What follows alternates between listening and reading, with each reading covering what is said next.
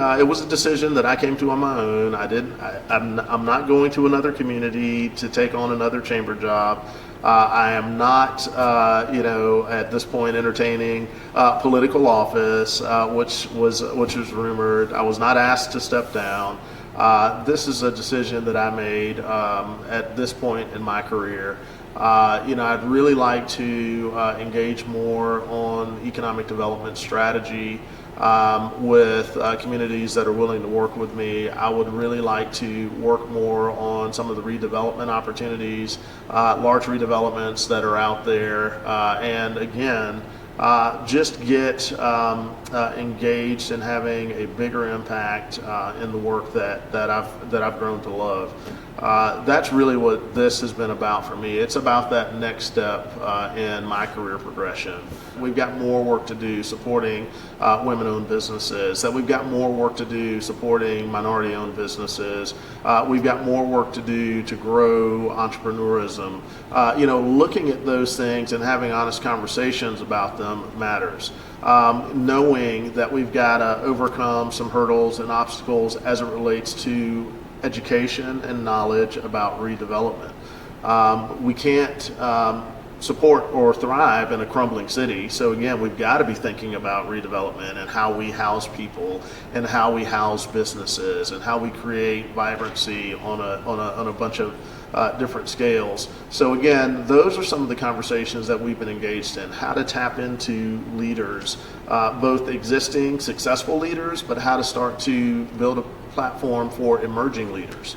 Again, those sorts of things, are again those tough things that you have to be really thoughtful about.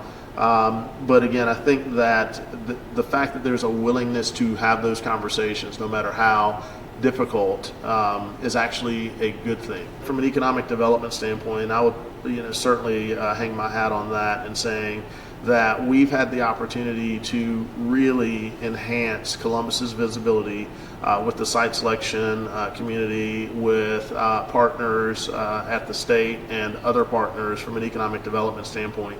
And the throughput that we've been seeing as it relates to general interest in Columbus has been, I think, pretty positive and somewhat amazing. Again, you don't win all the economic development opportunities that you see. You might win 10% of economic development opportunities that you see. But the point is that you're on the radar so that you have the opportunity to capture that 10%. And again, it's a very competitive game, right? When you talk to a company about where they're going to build their next facility or where they're going to grow by 1,500 employees or 700 employees or whatever the case might be, those companies aren't just talking to you. They're probably talking to 50 other communities around the country. So it becomes a process of not only making sure that they can see themselves living here, but it also becomes a process of building a financial scenario that helps that decision maker in that company see that this also works for them financially.